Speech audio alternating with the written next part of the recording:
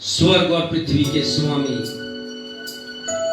हमारे जीवित और धन्य पिता परमेश्वर, हमारे उद्धारकर्ता प्रभु यीशु मसीह और शांति के प्रतीक हमारे जीवन के वरदान पवित्र आत्मा, हम आप सभी का स्वागत करते हैं आज की आराधना में। और हमारी एक ही आशा है प्रभु, हमारी एक ही अभिलाषा है, और वो ये है कि हम आपकी महिमा को देखना चाहते हैं और हमेशा हमेशा के लिए मृत्यु के पश्चात हम आपके घर में निवास करना चाहते हैं। हमें बदल दीजिए प्रभु अपने पुत्र के समान। आज हमारी यही विनती है और हम सब मिल करके इस प्यारे से गीत को आपकी महिमा में प्रस्तुत करते हैं।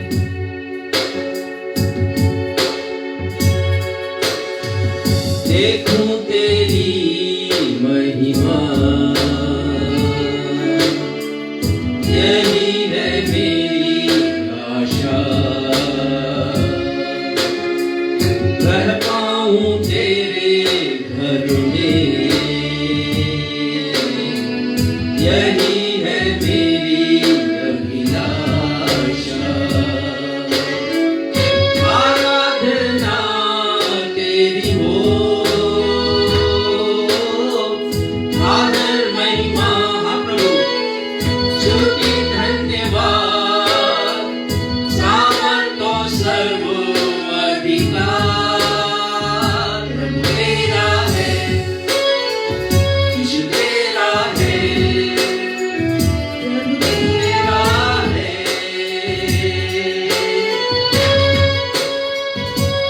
क्या मैं कहूँ शब्द नहीं है प्रभु, आपकी करुणा हमारे जीवन के लिए अपरंपार है, और हम आपकी महिमा को देखते रहें। आपके बेटे प्रभु यीशु मसीह के सदृश हम बन जाएं, हमारी बार बार यही विनती है। Thank you Jesus. क्या मैं कहूँ शब्द नहीं है, करुणा तेरी है वर्णन से अपार। क्या मैं कहूँ शब्द नहीं है, करुणा तेरी है वर्णन से अपार। बस देखता रहूं तेरी महिमा, बन जाऊं तेरे समान। हमारा आज का विषय यही है, यही विषय है। देखता रहूं तेरी महिमा, बन जाऊं तेरे समान, बन जाऊं तेरे समान। आराधना तेरी हो, आदर महिमा, स्तुति धन्यवाद, सामर्थ और सर्व अधिकार यीशु तेरा है, यीशु तेरा है, प्रभु तेरा है। हाँ प्रभु, हमने सीख लिया कि यदि हम जीवन के पुनरुत्थान के द्वारा आपके पास पहुंचना चाहते हैं तो हमें एक योग्यता की जरूरत है। हमें अपने गुनाहों की क्षमा मांगने की जरूरत है। हमें अपने हृदय को परिवर्तित करने की, मन को गिराने की आवश्यकता है प्रभु। ऐसा अनुग्रह आप हमें दीजिए कि हम साफ हो जाएं, हम पवित्र हो जाएं।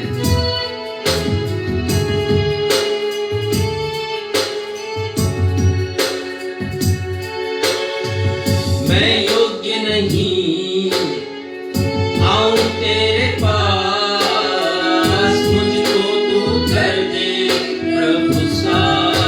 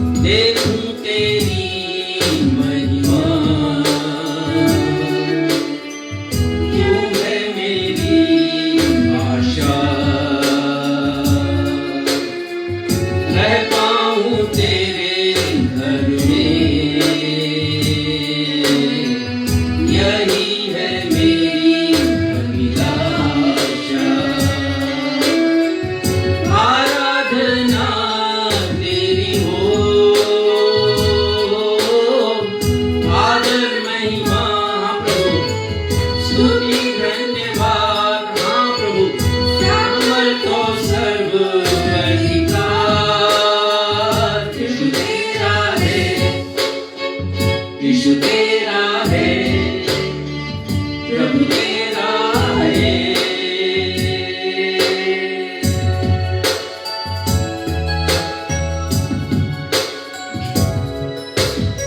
नवजीवन एवेंजलिकल चर्च की 42वीं ऑनलाइन आराधना में मैं आकांक्षा मसीह आप सभी का हार्दिक स्वागत करती हूँ।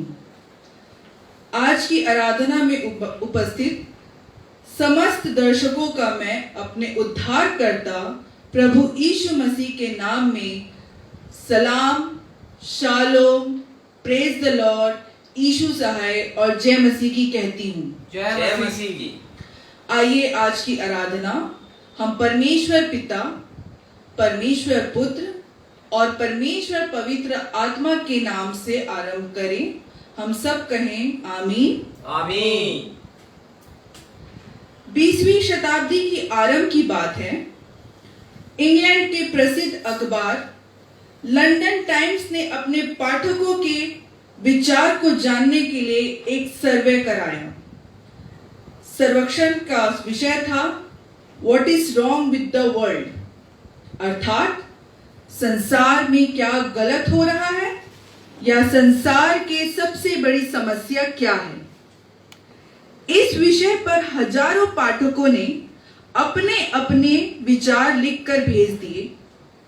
उन्होंने संसार में भुखमरी, बढ़ती जनसंख्या, खाद्यान्न की कमी, बीमारियां, युद्ध की विभीषिका और इलिटरेसी आदि को संसार की विकट समस्या बताया।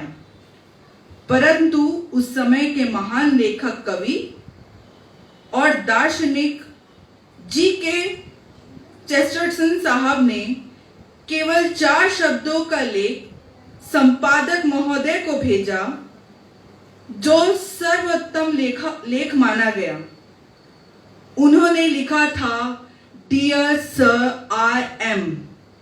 उन्होंने लिखा था कि यदि इस संसार में कुछ गलत है तो वह मैं हूं। जी हां भाई और बहनों, उनके कथन में सच्चाई है। संपूर्ण संसार में यदि गड़बड़ियां हैं, समस्या हैं, तो कारण सिर्फ एक है कि मनुष्य अपने आप में गलत है। यदि मनुष्य अपने आप को ठीक कर ले तो संपूर्ण संसार ही ठीक हो जाएगा। लेकिन विडंबना यह है कि मनुष्य अपनी नहीं, दूसरों की कमियों, गलतियों और असफलताओं की ओर उंगली उठाता है। वह कभी भी अपने हृदय के भीतर झांक कर नहीं देखना चाहता है कि वह अपने आप में कितना अधिक गलत है।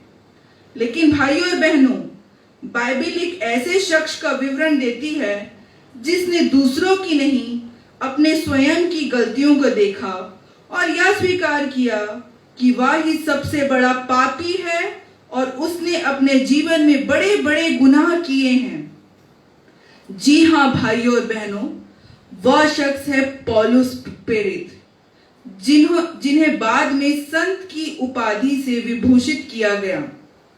उन्होंने पहले तीमुथियुस की किताब के पहले अध्याय के पद 15 में लिखा, यह बात सच और हर प्रकार के मानने के योग्य है कि मसीह यीशु इस जगत में पापियों को उद्धार करने के लिए आया और जिनमें सबसे बड़ा पापी मैं हूं।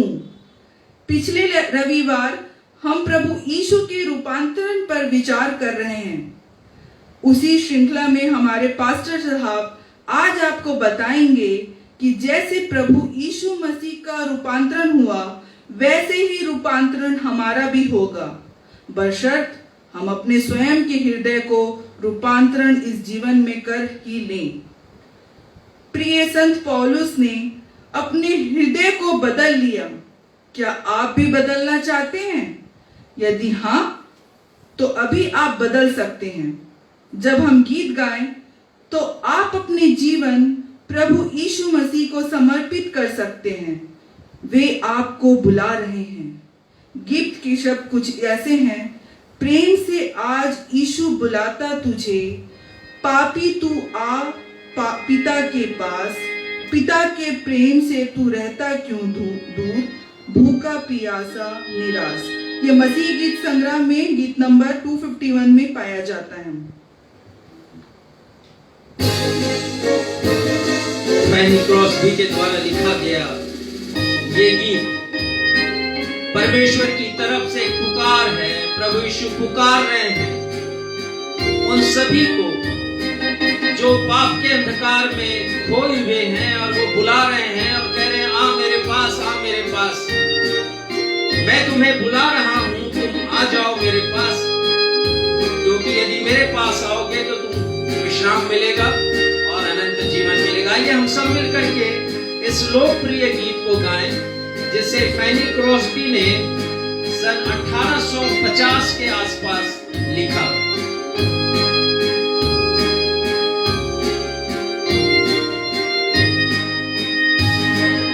प्रेम से आज यीशु बुलाता तुझे, पापी तो आ पिता के पास, पिता के प्रेम से तू रहता क्यों दूर, भूखा प्यासा निराश, आ मेरे पास, आ मेरे पास, यीशु बुलाता है पापी अब्बा मेरे पास।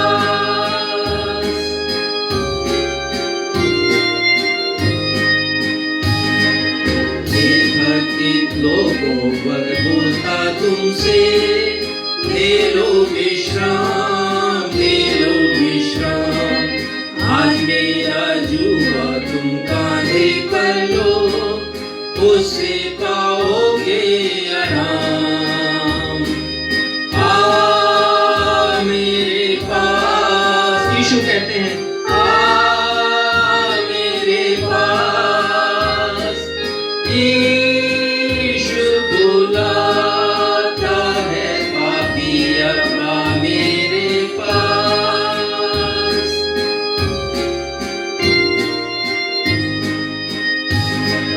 वह तेरे आने की जोता है बाट, देरी न कर, देरी न कर, सदा यह अवसर न मिल सकेगा, यीशु को आज ग्रहण कर,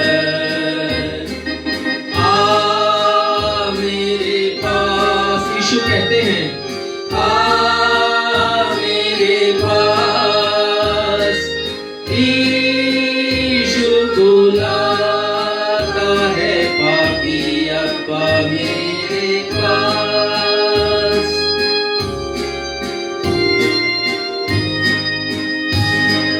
विनती भी करता तू शब्द उसका सुन, मेरे तासा, मेरे तासा, कर तू विश्वास तो पाएगा आनंद, सुसमाचार मान के आ मेरे पास। यीशु कहते हैं आ मेरे पास। हाँ प्रभु, यीशु बुलाता है पापी अब्बा मेरे पास। हम इसी स्थिति में खड़े रहते हुए उत्तरवादी पाठ पढ़ने के लिए निकाल लेंगे भजन संहिता 106 उसके पद 1 से लेकर 13 तक, जिसे पढ़ने में अगुवाई सक्षम मसीह करेंगे। भजन संहिता अध्याय 106 पद 1 से लेकर 13 तक। आप सबों को जय मसीह की। जय मसीह की। धर्मशास्त्र से हम निकाल लेंगे भजन संहिता अध्याय 106 पद 1 से 13 तक, और जैसा कि हमारा दस्तूर है हम इसे उत्तरवादी की रीति से पढ़ेंगे और 13वें पद को हम सब साथ में मिल करके पढ़ लेंगे। भजन संहिता 106 पद 1 से आगे। यह की स्तुति करो, यहोवा का धन्यवाद करो, क्योंकि वह भला है और उसकी करुणा सदा की है। यहोवा के पराक्रम के कामों का वर्णन कौन कर सकता है? वह उसका पूरा गुणानुवाद कौन सुना सकता है? क्या ही धन्य है वे जो न्याय पर चलते और हर समय धर्म के काम करते हैं। हे यहोवा, अपनी प्रजा पर की प्रसन्नता के अनुसार मुझे स्मरण कर, मेरे उद्धार के लिए मेरी सुधि ले, कि मैं तेरे चुने हुओं का कल्याण देखूं और तेरी प्रजा के आनंद में आनंदित हो जाऊं और तेरे निज भाग के संग बड़ाई करने पाऊं। हमने तो अपने पुरखाओं की नाई पाप किया है, हमने कुटिलता की, हमने दुष्टता की है। मिस्र में हमारे पुरखाओं ने तेरे आश्चर्य कर्मों पर मन नहीं लगाया, न तेरी अपार करुणा को स्मरण रखा। उन्होंने समुद्र के किनारे अर्थात लाल समुद्र के किनारे बलवा किया, तो भी उसने अपने नाम के निमित्त उनका उद्धार किया, जिससे वह अपने पराक्रम को प्रकट करे। तब उसने लाल समुद्र को घुड़का और वह सूख गया, और वह उन्हें गहरे जल के बीच से मानो जंगल में से निकाल ले गया। उसने उन्हें बैरी के हाथ से उबारा और शत्रु के हाथ से छुड़ा लिया, और उनके शत्रु जल में डूब गए, उनमें से एक भी न बचा। तब उन्होंने उसके वचनों का विश्वास किया और उसकी स्तुति गाने लगे। अंतिम पद हम साथ में पढ़ लेंगे। पर वे झट उसके कामों को भूल गए और उसकी युक्ति के लिए न ठहरे। यह परमेश्वर का सत्य और जीवित वचन है। परमेश्वर पिता अपने इस वचन के पढ़े जाने, सुने जाने और समझे जाने पे अपनी बहुतायत की आशीष प्रदान करें। हम सब कहें आमीन। आमीन। अब समय होगा कि हम अपने पास्टर इंचार्ज से सूचनाएं सुन लेंगे। सूचनाओं के पश्चात वह मध्यस्थता की प्रार्थना में अगुवाई करेंगे। यदि आप लोगों के पास कोई प्रार्थना निवेदन है तो तत्काल कमेंट बॉक्स में लिख कर भेज दीजिए, हम प्रार्थना करेंगे।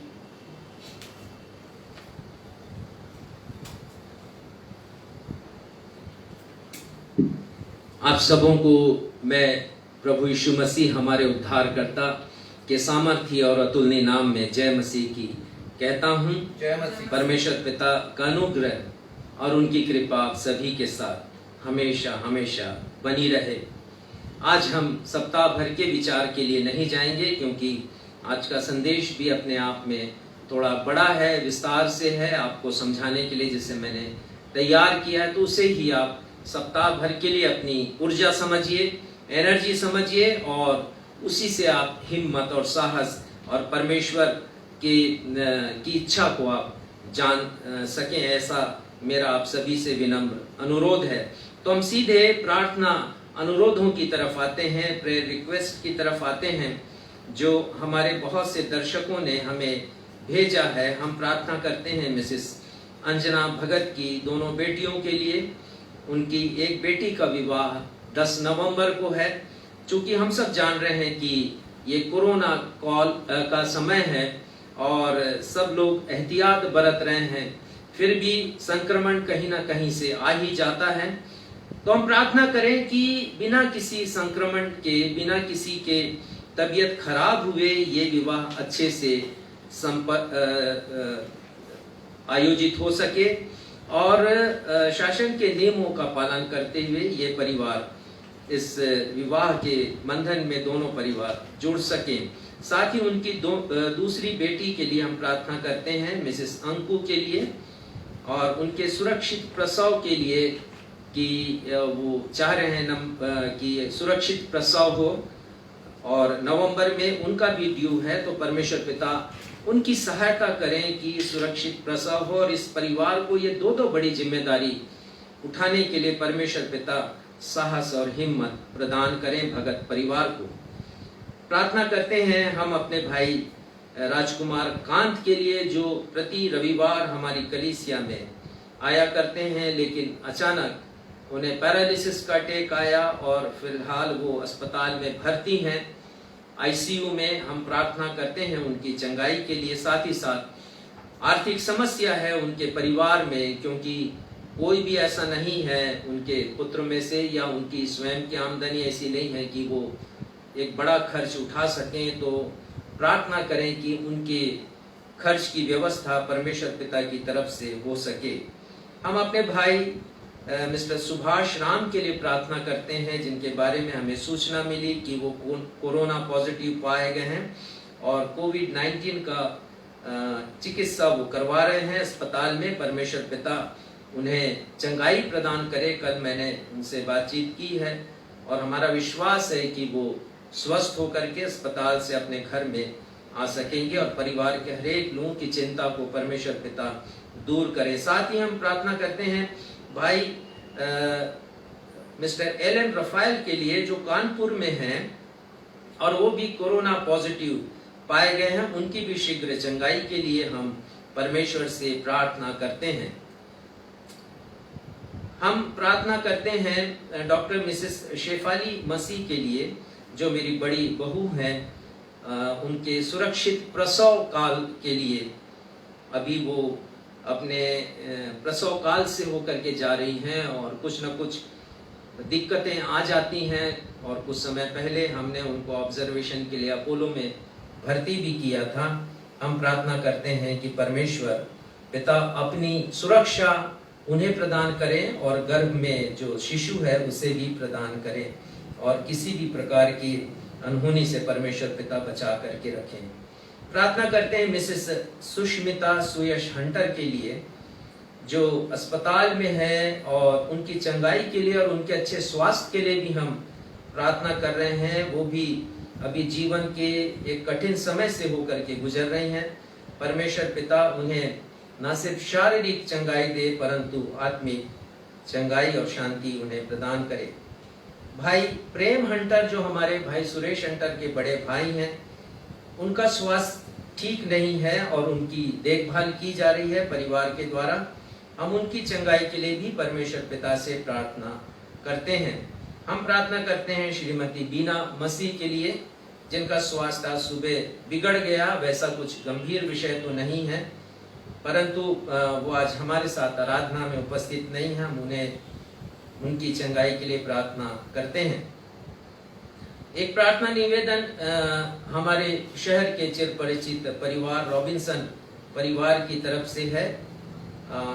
सीनियर रॉबिन्सन के लिए प्रार्थना अनुरोध किया गया है कि हम उनके परमेश्वर पिता से उनके अच्छे स्वास्थ्य के लिए विनती करें। साथ ही साथ बहन ममता के लिए प्रार्थना करते हैं, भाई जयदीप के लिए और उनके बेटे राहुल के लिए, जो बिलासपुर से रांची गए हुए हैं और सुरक्षित रहें जहां भी रहें और कोरोना के प्रभाव से उसके दंश से बचे रहें। ये हमारी परमेश्वर पिता से विनती है।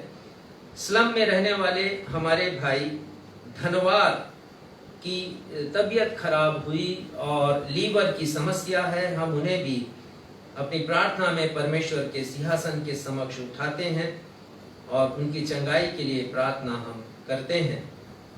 एक और प्रार्थना अनुरोध है मिसेस अनुकृति व्यवहार के लिए, जो डॉक्टर प्रवर व्यवहार की पत्नी है। ये फार्मासिस्ट हैं, परंतु ये बड़कुही में अभी अपना जॉब करती हैं और इनके स्थानांतरण का प्रयास विगत कई वर्षों से चल रहा है। हम प्रार्थना करें कि प्रभु सफलता दें और वो अपने पति के पास बालाघाट में आ सकें। ऐसा विनम्र अनुरोध हम परमेश्वर पिता से करते हैं। प्रभु का धन्यवाद हो।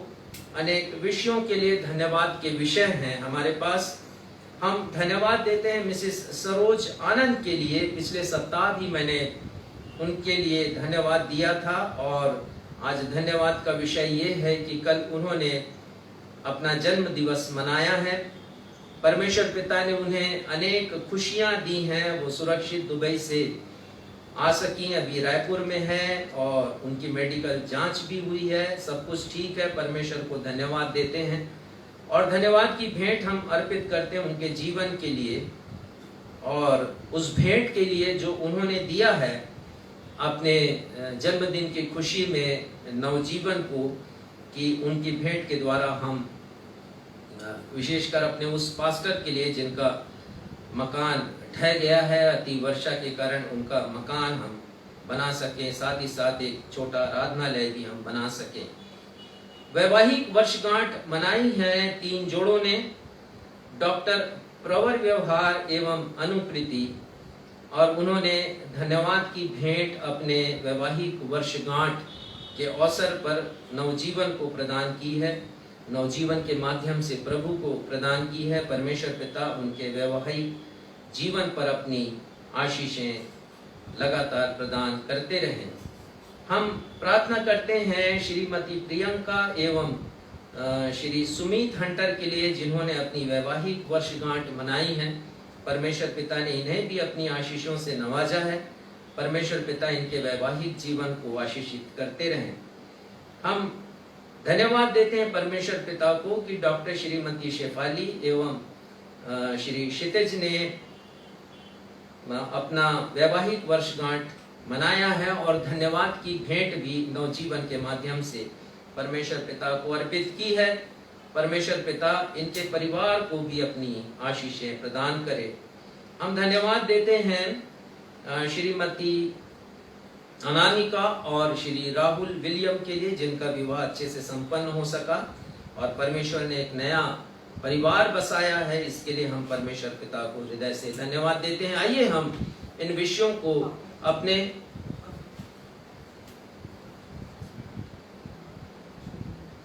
पास्टर गौतम भास्कर ने निवेदन भेजा है कि उनकी मां की तबीयत ठीक नहीं है और पूरे शरीर में दर्द है और उनकी चंगाई के लिए हम प्रार्थना करें। तो इस अनुरोध को भी हम इस अनुरोध को भी परमेश्वर पिता के सिंहासन के समक्ष रखते हैं। साथ ही साथ हम बहन किरण हंटर को धन्यवाद देते हैं। आज उनका जन्म दिवस है। परमेश्वर पिता ने बड़ी आशीषें दी हैं। वो हमारे नवजीवन सेवा समिति की उपाध्यक्षा हैं। परमेश्वर पिता उन्हें और उनके परिवार को सदैव अपनी आशीषों से परिपूर्ण करते रहें। हम सब कहें आमीन। आमीन। आइए इन निवेदनों को हम बड़े विश्वास के साथ परमेश्वर के सिंहासन के समक्ष अपने उद्धारकर्ता प्रभु यीशु मसीह के नाम में रखें। ये हमारे पिता, हम आपके समीप आते हैं प्रभु अपने उद्धारकर्ता प्रभु यीशु मसीह के अद्वितीय नाम में, और इन हरेक प्रार्थना अनुरोधों को उन्हीं के नाम से पिता आपके सिंहासन के समक्ष हम रखते हैं। विनती है प्रभु कि ये सारे निवेदन आपको ग्रहण योग्य हों। विशेषकर पिता उन सभी लोगों की चंगाई के लिए प्रार्थना करते हैं प्रभु, जिन्होंने अपने अपने निवेदन भेजे हैं या फिर उनके कुछ दूसरे रिक्वेस्ट भी हैं। इन सभी के लिए हम प्रार्थना करते हैं। धन्यवाद के जो विषय हमने कहे हैं प्रभु, उन सारी बातों के लिए हम धन्यवाद देते हैं और आपका शुक्रिया अदा करते हैं प्रभु। आप सब कुछ जानने वाले परमेश्वर हैं। इससे पहले कि मैं इन निवेदनों को क्रमबद्ध लिख पाता अपनी डायरी में, आप जानते हैं प्रभु कि किसकी क्या जरूरत है, लेकिन आप चाहते हैं कि हम मांगे आपसे, ताकि आपको जो आदर है और महिमा है आपके सर्वोच्च होने का और आपके अधिकार क्षेत्र में से चीज मांगने का, वो हम प्रार्थना के द्वारा अपनी विनतियों को आपके समक्ष रखें। इसलिए हम रख रहे हैं प्रभु। आपसे निवेदन है कि हर एक के साथ हो, विशेषकर हम प्रार्थना करते हैं हमारे हर एक दर्शकों के साथ हो जो अभी हमारे साथ ऑनलाइन के द्वारा इस रविवारी आराधना से जुड़े हैं प्रभु। साथ ही हम प्रार्थना करते हैं कि जो धीरे धीरे जुड़ रहे हैं वे भी आशीषित हों, और यदि किसी के हृदय में कोई बात है, कोई समस्या है जिसे उन्होंने हमसे नहीं कहा, परंतु उनके मन में यदि कोई बात है, तो उससे भी पिता आप ग्रहण कीजिए और उनकी विनतियों का उत्तर दीजिए प्रभु। आगे की आराधना को हम आपके सामर्थी हाथों में सौंपते हैं। हमारे गीतों में से गाया जाना, पवित्र बाइबल में से पढ़ना और साथ ही साथ संदेश का प्रचार किया जाना, सब आपको ग्रहण योग्य हो प्रभु। और हम प्रार्थना करते हैं कि वचन को लोग बड़ी तन्मयता के साथ सुने, जैसा अभी तक सुन रहे हैं, और हजारों लोगों तक ये वचन पहुंच रहा है। हम आपकी महिमा करते हैं प्रभु। प्रार्थना करते हैं कि जैसा वचन कहता है वैसा जीवन मेरा और सबों का बन सके, ऐसा अनुग्रह हमें से हर एक को प्रदान कीजिए। अपनी इस प्रार्थना को हम अपने माध्यम प्रभु यीशु मसीह के नाम से मांगते हैं। सुनिए और स्वीकार कीजिए प्रभु। हम सब कहें आमीन। आमीन।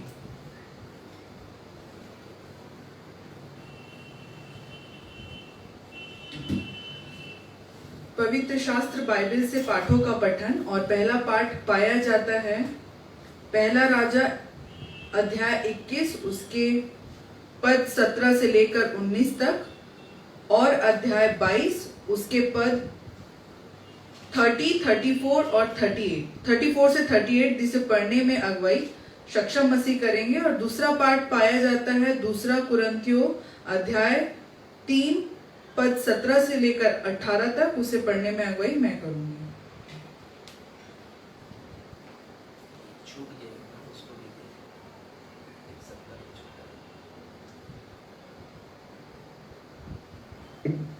पहले पाठ के लिए हम निकाल लेंगे पुराने नियम से पहला राजा उसका 21वां अध्याय पद 17 से 19 और फिर उसी के 22वें अध्याय का पद 30 और उसी का 34 पद से 38 पद तक। पहला राजा 21 17 से 19। तब यहोवा का यह वचन तिब्शी एलिय्याह के पास पहुंचा, चल शोमरोन में रहने वाले इस्राएल के राजा अहाब से मिलने को जा, वह तो नाबोत की दाख की बारी में है, उसे अपने अधिकार में लेने को वह वहां गया है।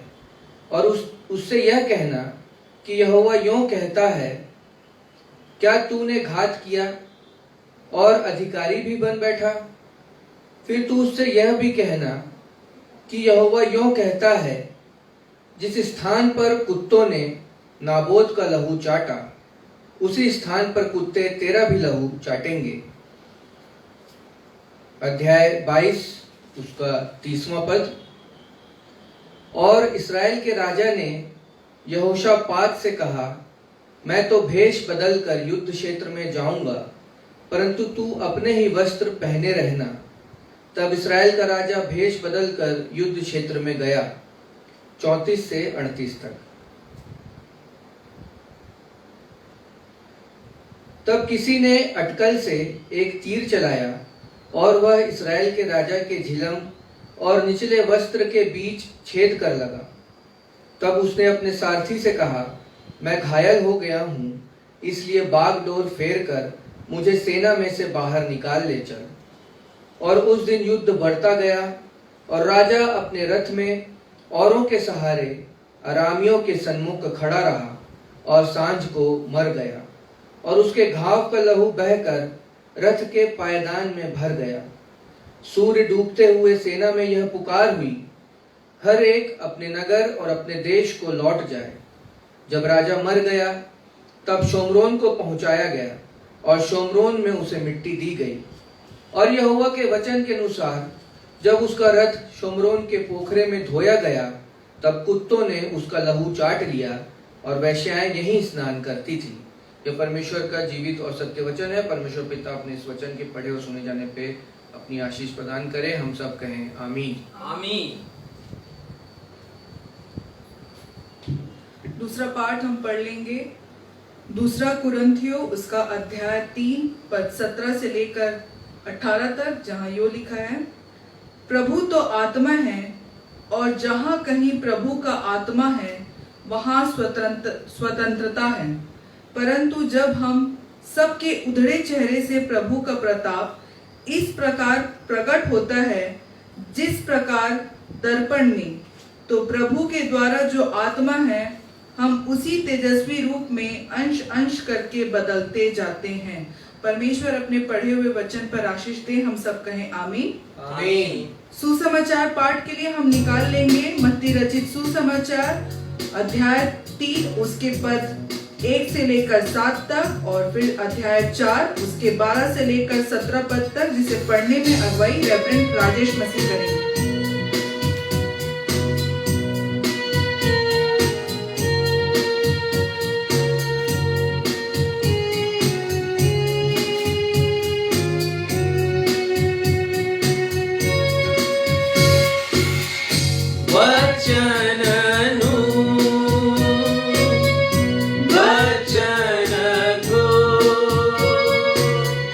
मंगल सुसमाचार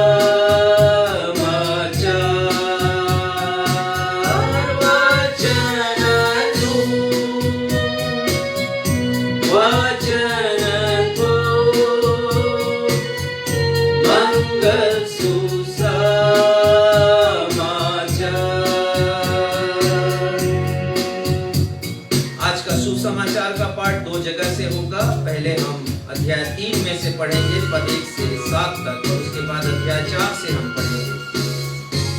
और यहाँ परमेश्वर के वचन में लिखा है, उन दिनों में यूहन्ना बपतिस्मा देने वाला आकर यहूदिया के जंगल में यह प्रचार करने लगा कि मन फिराओ, क्योंकि स्वर्ग का राज्य निकट आ गया है।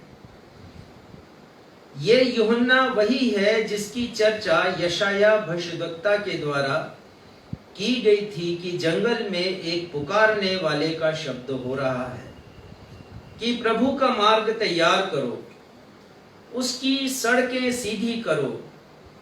यूहन्ना ऊंट के रोम का वस्त्र पहने था और अपनी कमर में चमड़े का पटुका बांधा हुआ था, और उसका भोजन टिड्डियां और दाख और वनमधु था। तब यरूशलेम के और सारे यहूदिया के और यरदन के आसपास के सारे देश के लोग उसके पास आने लगे और अपने अपने पापों को मानकर यरदन नदी में उससे बपतिस्मा लिया।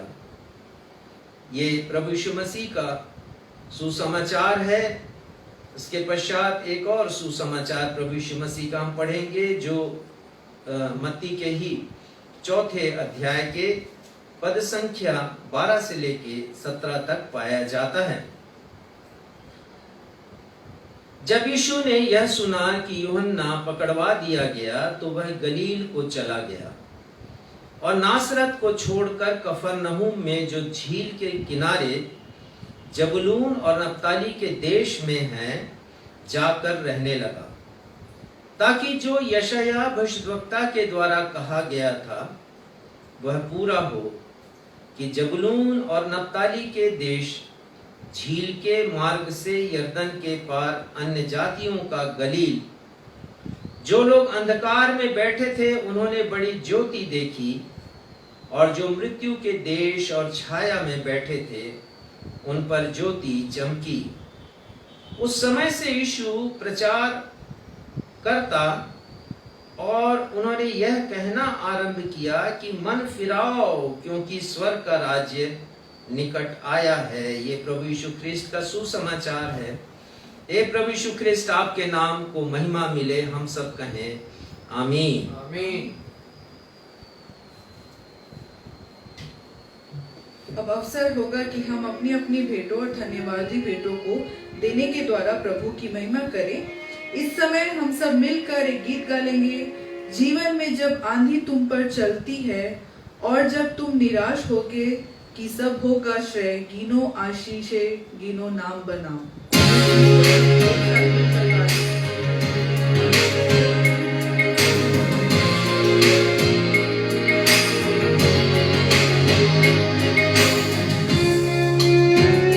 हाँ प्रभु, जीवन में उतार चढ़ाव तो आते रहते हैं, लेकिन हमारा काम है कि हम सकारात्मक दृष्टिकोण रखें। आपका वचन हमसे यही कहता है, और वचन कहता है कि हम आशीषों को गिने, मुसीबतों को नहीं, तकलीफों को नहीं, परंतु उन आशीषों को जो आप हमें देते हैं।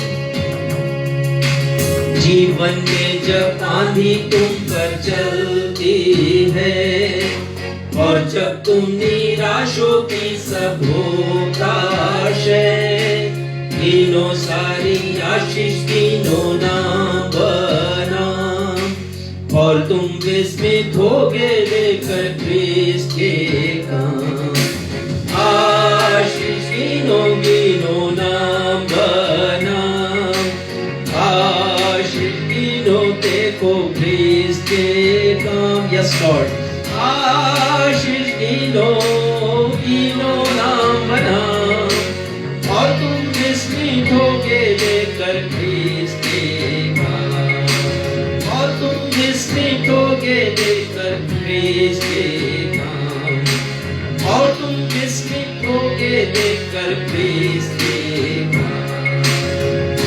धन्यवाद की प्रार्थना रेवरेंड राजेश मसीह करेंगे।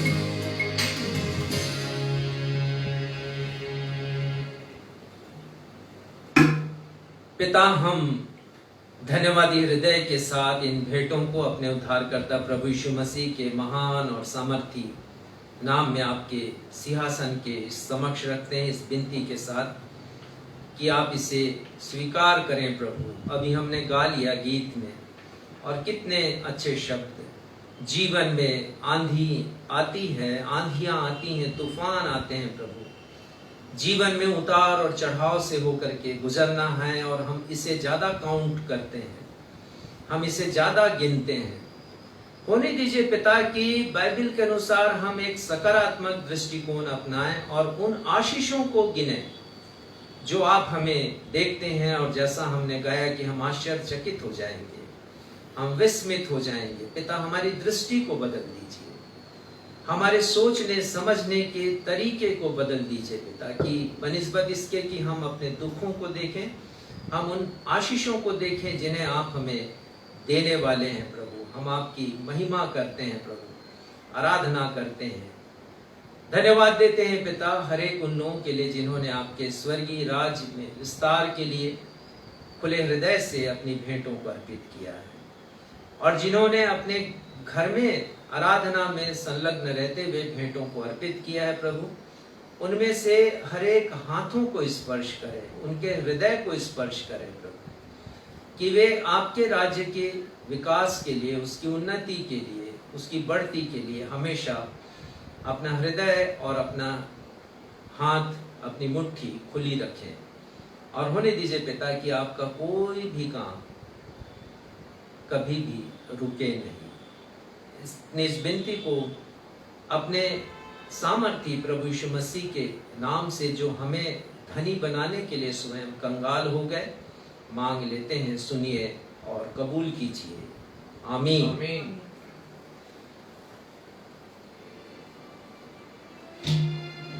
हम संदेश की तैयारी में एक गीत गा लेंगे। भेष बदला क्या हुआ, दिल को बदलना चाहिए। यह मसीह गीत संग्रह में 358 नंबर का यह गीत है।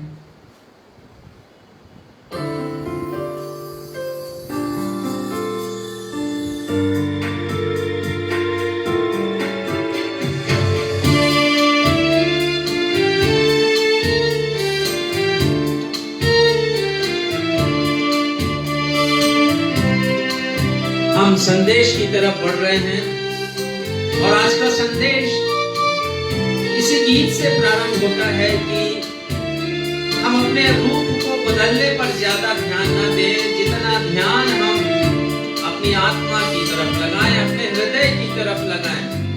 और गीतकार ने बहुत अच्छे शब्दों के साथ इसे लिखा। पिछले सप्ताह भी हमने गाया था, इसे बहुत से लोगों ने पसंद किया है, तो हम फिर से इसे आपके सामने प्रस्तुत कर रहे हैं। हो सकता है कि इसकी पुरानी राग आपको मालूम हो, परंतु नए राग में एक नया प्रस्तुतिकरण है, और आप गा करके हमारे साथ आत्मा में भर जाएंगे, ऐसा हमारा विश्वास है।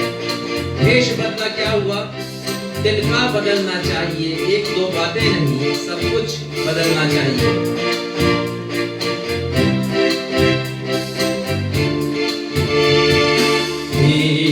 बदला क्या हुआ, दिल का बदलना चाहिए। एक दो बातें नहीं, सब कुछ बदलना चाहिए। भेष बदला क्या हुआ, दिल का बदलना चाहिए।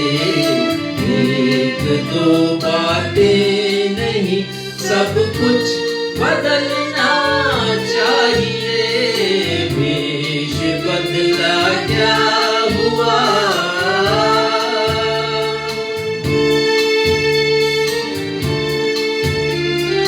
ये सच है कि यदि दिल बदलना चाहते हैं हम, तो हमें यीशु से मिलना पड़ेगा, मुलाकात करना पड़ेगा। जैसा निकोदेमुस प्रभु के पास आया और वो प्रभु से मिला, उसका जीवन बदल गया।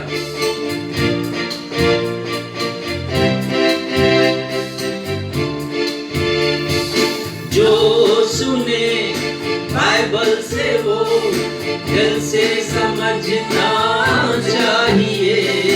दिल बदलने के लिए यीशु से मिलना चाहिए। जो सुने बाइबल से वो दिल से समझना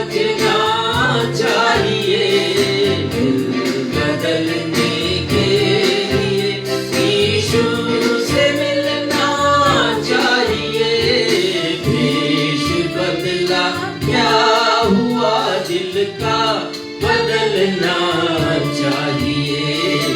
एक दो बातें नहीं, सब कुछ बदलना चाहिए।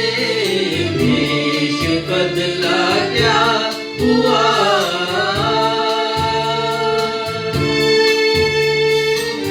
तो ये दिल बदले तो बदले कैसे? जब तक पश्चाताप ना करें, जब तक अपने पापों की क्षमा ना मांगे, उन गुनाहों के लिए जैसे हमने किया है, हमारा दिल कभी बदलेगा नहीं।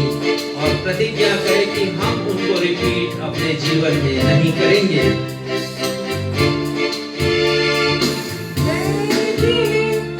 पापों पर अपने आज रोना चाहिए। आज तो बेचैन हो, पहलू बदलना चाहिए। पापों पर अपने आज रोना चाहिए।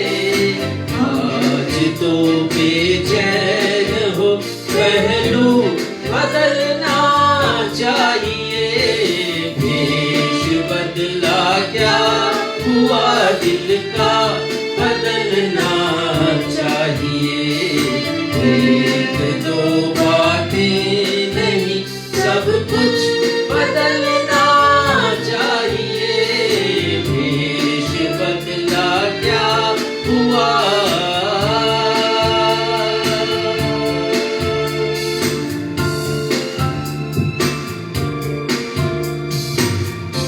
आज के संदेश का विषय है, जैसे प्रभु यीशु मसीह का रूपांतरण हुआ, वैसे ही रूपांतरण हमारा भी होगा, बशर्त हम अपने स्वयं के हृदय का रूपांतरण भी जी कर लें।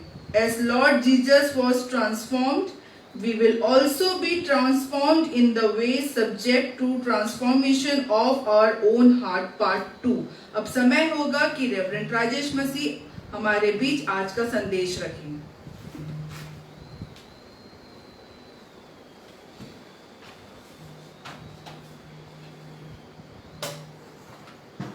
जैसा मैं प्रति रविवार आपको स्मरण दिलाता हूं, अपने पिछले संदेशों का आज भी मैं दिलाऊंगा। वो इसलिए क्योंकि हमारा जो आज का संदेश है, पिछले वो 2 संदेशों से 3 संदेशों से जुड़ा हुआ है। 4 अक्टूबर रविवार को हमने सीखा था कि राजा दाऊद को निश्चय था कि वे मृत्यु के पश्चात परमेश्वर के साथ रहेंगे स्वर्गीय धाम में हमेशा हमेशा के लिए। आज हमने गीत भी यही गाया, देखूं तेरी महिमा यही है मेरी आशा, रह पाऊं तेरे घर में, तेरे स्वर्गीय घर में, यही है मेरी अभिलाषा। और मैंने एक प्रश्न आपसे पूछा था, आपके लिए छोड़ा था कि क्या दाऊद जैसा निश्चय आपका है कि मृत्यु के पश्चात आप भी स्वर्गीय घर में निवास करेंगे हमेशा हमेशा के लिए। भजन संहिता 23 उसके 6वें पद के अंतिम पंक्ति के अनुसार। और मैंने ये निर्णय आप पर छोड़ा था और मैं उम्मीद करता हूं कि आप सब भरोसा करते हैं, विश्वास करते हैं, आपके हृदय की इच्छा है, आशा है, अभिलाषा है कि आप मृत्यु के पश्चात परमेश्वर के निवास स्थान में हमेशा हमेशा के लिए रहेंगे। उसके पश्चात 11 अक्टूबर रविवार को हमने अध्ययन किया इसी से संबंधित एक विषय पर, और हमने देखा कि जब हमें निश्चय हो जाता है कि हम हमेशा के लिए मृत्यु के पश्चात परमेश्वर के निवास स्थान में रहेंगे, स्वर्ग में रहेंगे, तो स्वाभाविक रूप से एक प्रश्न हमारे हृदय में खड़ा होता है कि हमारे जीवन का स्वरूप क्या होगा। और लूका के 20वें अध्याय के उसकी पद संख्या 27 से 36 पद को आधार मानकर मैंने एक व्याख्या की थी कि हमारा स्वर्गीय स्वरूप कैसा होगा। प्रभु यीशु मसीह कहते हैं वहां पर कि हम स्वर्गदूतों के समान होंगे। 4 बातों को हमने सीखा था। पहली बात, स्वर्गदूतों के समान हम होंगे। दूसरी बात उन्होंने कहा था कि हम कभी मरने के नहीं होंगे। और उन्होंने ये कहा था कि हमारे जो पृथ्वी के रिश्ते हैं, तीसरी बात दुनियावी रिश्ते हैं, वो स्वर्ग में जाने के बाद समाप्त हो जाएंगे, एक नया रिश्ता कायम वहां पर होगा। और चौथी बात हमने सीखी थी इसी संदर्भ में कि हम परमेश्वर के पुत्र कहलाए होंगे पुनरुत्थान, जीवन के पुनरुत्थान के भागी होकर। और हमने ये देखा था कि इसके लिए यीशु कहते हैं कि योग्यता चाहिए। और मैंने आपको आह्वान किया था इस बात के लिए कि हम उस योग्यता को प्राप्त करें जो जीवन के बाद पुनरुत्थान अनंत जीवन हमें देता है। पुनरुत्थान के बाद अनंत जीवन हमें देता है। पिछले रविवार को हमने एक और गूढ़ विषय पर मनन किया था और उसके केवल प्रथम भाग को हमने देखा था। और हमने सीखा, फिर से लूका रचित सुसमाचार के 9वें अध्याय से हमने अध्ययन किया था 28 पद से लेकर 36 पद तक। और वहां हमने 2 प्रश्नों के उत्तर परमेश्वर के वचन से सीखा, आधार बनाया प्रभु यीशु मसीह का रूपांतरण। और उसमें पहला प्रश्न ये था कि व्हाट इज ट्रांसफॉर्मेशन, रूपांतरण क्या है, और हमने उसकी व्याख्या की, हमने उसकी परिभाषा को देखा, हमने उसके अर्थ को देखा और हमने एक गहन अध्ययन किया था। ये जाना था कि रूपांतरण जो मसीहियत के अनुसार रूपांतरण है, मृत्यु के पश्चात हमारा जीवन कैसे रूपांतरित होगा, जैसे प्रभु यीशु मसीह ने डिमॉन्स्ट्रेट किया, प्रदर्शन किया एक ऊंची पहाड़ी पर, वो कैसे होगा, उसका अर्थ क्या है। और दूसरा प्रश्न हमारे लिए था, क्या हुआ जब प्रभु यीशु मसीह का रूपांतरण हुआ। और 7 बातों के द्वारा मैंने आपको विस्तार से बतलाया था कि प्रभु यीशु मसीह के रूपांतरण के समय क्या क्या घटनाएं घटित हुई थी। और यदि आज आप पहली बार हमारे साथ जुड़ रहे हैं इस ऑनलाइन रविवारी आराधना में, तो आपसे अनुरोध है कि जो पुराने वीडियोस हैं आप YouTube पर अपलोडेड है, वो उसको आप देखिए। 4 अक्टूबर, 11 अक्टूबर और उसके बाद 18 अक्टूबर के वीडियोस को देखिए। फेसबुक पर भी मेरे प्रोफाइल पर वो हैं और इसकी जानकारी मैं हमेशा देता रहता हूं। और आपको यदि गाइडेंस की जरूरत है तो आप मुझे फोन कर सकते हैं। आज जिस विषय पर हम चिंतन मनन करेंगे उसे हमारी आकांक्षा बेटी ने बहुत अच्छी तरह आपके सामने रखा है। उन्होंने बहुत अच्छा आह्वान आज के आराधना का किया है, परमेश्वर उन्हें आशीष दे। और जो विषय उन्होंने बताया मैं फिर से एक बार आपके सम्मुख रखता हूं। जैसा रूपांतरण प्रभु यीशु मसीह का हुआ वैसा रूपांतरण मेरा और आपका भी होगा। लेकिन जो बड़ी बात है वो ये है, जो जरूरी बात है वो ये है, जो आवश्यक है वो ये है कि मुझे और आपको अपने स्वयं के हृदय का रूपांतरण पहले करना पड़ेगा। जब तक हम अपना रूपांतरण नहीं करेंगे, हृदय को नहीं बदलेंगे, हमारा कभी भी स्वर्गीय रूपांतरण नहीं हो पाएगा और कभी भी हम स्वर्ग नहीं पहुंच पाएंगे। इसी विषय पर आज हम आगे चर्चा करेंगे और अध्ययन करेंगे। As Lord Jesus was transformed, so we too shall be transformed. But the condition is very clear according to the Bible. जो परिस्थिति है बिल्कुल स्पष्ट है, कुछ भी छुपाया नहीं गया है। और बात यह है that our own hearts must be transformed first. जो जीवन के पुनरुत्थान के योग्य होंगे, प्रभु यीशु मसीह ने कहा था। इसके पहले कि मैं आगे बढ़ूं, मैं आपको बता देना चाहता हूं कि आने वाला रविवार भी हम सभी के लिए बहुत महत्वपूर्ण रविवार होगा। बहुत महत्वपूर्ण आराधना होगी और एक महत्वपूर्ण विषय पर हम चर्चा करेंगे और वो विषय होगा नारकीय जीवन। आपके पास ऑप्शन है, आप स्वर्ग जा सकते हैं और आप नरक भी जा सकते हैं। स्वर्गीय जीवन कैसा होगा उसकी रूपरेखा तो मैंने बताई, लेकिन नारकीय जीवन कैसा होगा, आने वाले रविवार प्रतीक्षा कीजिए और इस विषय पर हम चर्चा करेंगे। पिछले रविवार को जो वचन मैंने जिसका प्रचार किया वो प्रथम भाग था और आज दूसरे भाग पर हम चर्चा करेंगे। कहने का मतलब ये है कि मूल संदेश का ये दूसरा भाग है और 2 प्रश्न हमारे रह गए थे। तीसरा प्रश्न मैं आपके सामने रखता हूं, हम कैसे ट्रांसफॉर्म्ड होंगे? स्वर्ग में मेरा और आपका अस्तित्व कैसा होगा? स्वर्ग में मेरी और आपकी पहचान कैसी होगी? आज इसके ऊपर हम चर्चा करेंगे। इसका कुछ हिस्सा तो हम देख चुके हैं, स्वर्गीय स्वरूप हमारा कैसा होगा। लूका रचित सुसमाचार के 20वें अध्याय में जिसमें से 4 बातों को मैंने अभी आपको बतलाया है, पर इसी को मैं आज आगे बढ़ाऊंगा और 4 बातों का और हम अध्ययन करेंगे और जानेंगे कि रूपांतरण के पश्चात हमारी पहचान स्वर्ग में कैसी होगी, हमारा एग्जिस्टेंस कैसा होगा, अस्तित्व कैसा होगा। पहली बात कि बाइबल कहती है कि मुझे और आपको एक महिमामयी देह मिलेगी। इसका मतलब यह है कि हम इस पृथ्वी की देह को भूल जाएं। मैं ऐसा दिखता हूं, मैं ऐसी दिखती हूं, बिल्कुल मत सोचिए कि स्वर्ग में भी ऐसी दिखेंगे। मत सोचिए कि हमारे प्रियजन जो प्रभु के पास हैं वो उनको हम उसी रूप में देखेंगे। मत सोचिए। कुछ पदों को मैं आपके सामने रखूंगा और आज भी बहुत से पद हैं। मैं सक्षम से कहूंगा कि वो फेसबुक के वॉल पर उसे लिखते जाएं और स्वीटी से अनुरोध करूंगा कि उन पदों को, आकांक्षा से अनुरोध करूंगा कि वो उन पदों को हम सभी के सामने पढ़ते रहें। संत पौलुस के समय भी एक बड़ा प्रश्न था ये,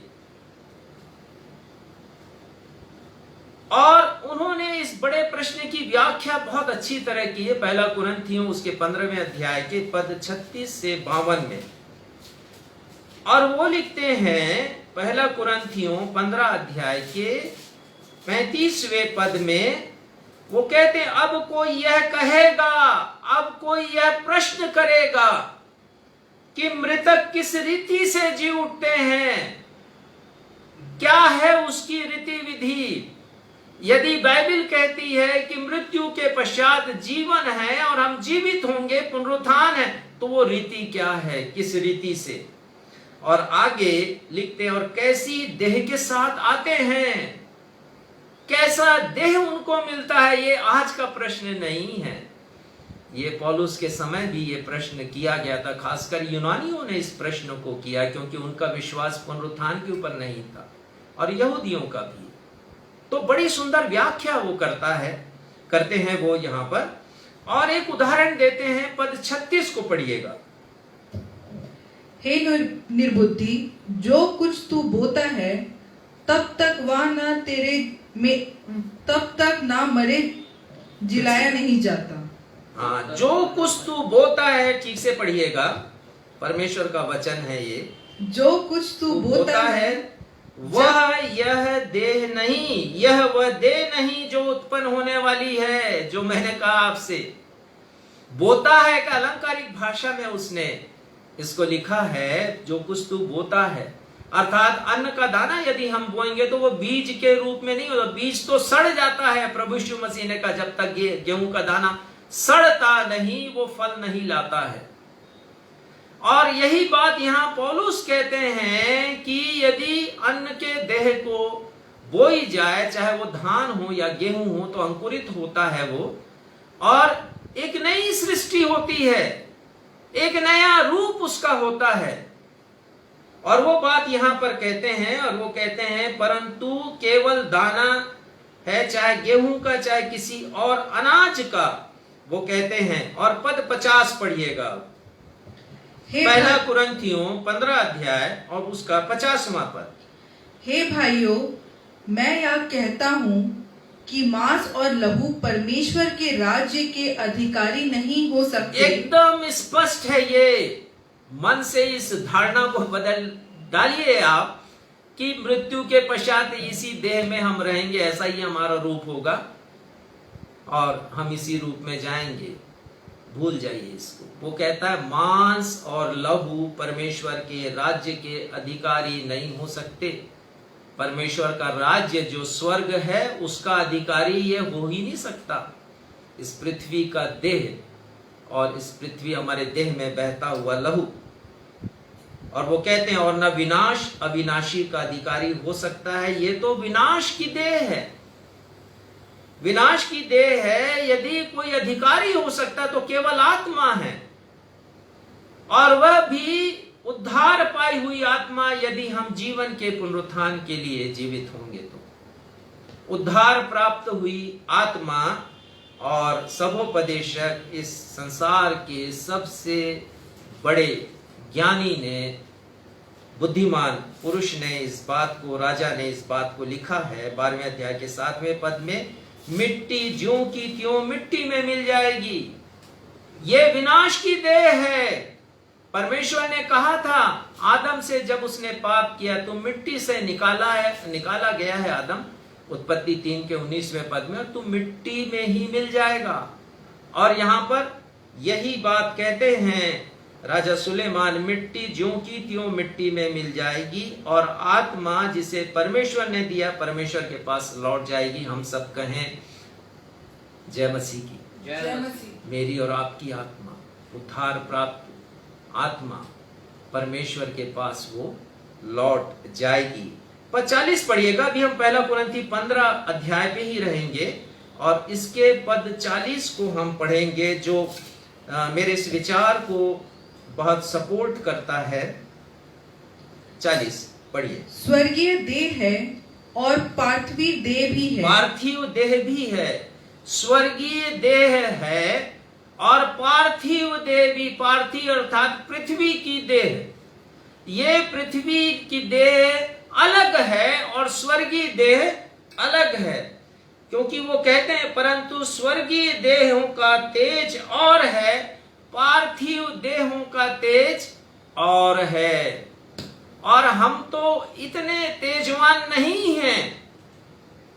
तेजवान तो तब होंगे जब हम मृत्यु के पश्चात परमेश्वर के पास पहुंचेंगे, स्वर्गीय देह को धारण करके। और भी वो स्पष्ट कहते हैं, और वो कहते हैं पद 44 में उसी अंकुरित भाषा का ये प्रयोग करते हैं। पद 44 में पढ़िएगा। सूर्य का तेज और 44 पद 44। स्वाभाविक देह बोई नहीं जाती, बोई जाती है, और आत्मिक देह जी उठती है। स्वाभाविक देह बोई जाती, जैसे अन्न का दाना बोया जाता है। हम मृत देह को जमीन में गड़ाते हैं, ठीक ऐसे ही जैसे अन्न को हम गड़ा देते हैं। और वो कह रहे अलंकारिक भाषा में उपमा दे रहे हैं, स्वाभाविक देह अर्थात हमारी देह जिसे हमने प्राप्त किया है अपने माता पिता से, वो बोई जाती है और आत्मिक देह जी उठती है यदि जीवन के पुनरुत्थान के लिए हम जीवित होंगे।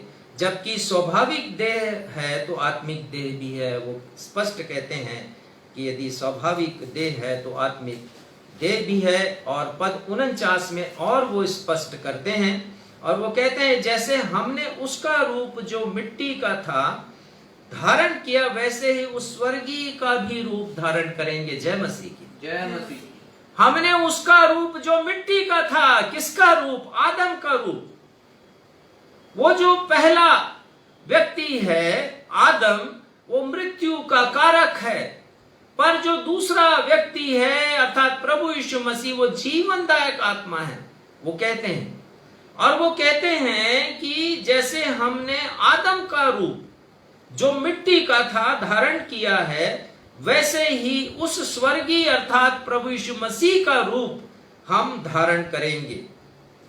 किस रूप को धारण करेंगे? उसी रूपांतरित रूप को जिसका प्रदर्शन प्रभु यीशु मसीह ने किया ऊंचे पर्वत पर, जिसकी व्याख्या हमने पिछले सप्ताह देखी है।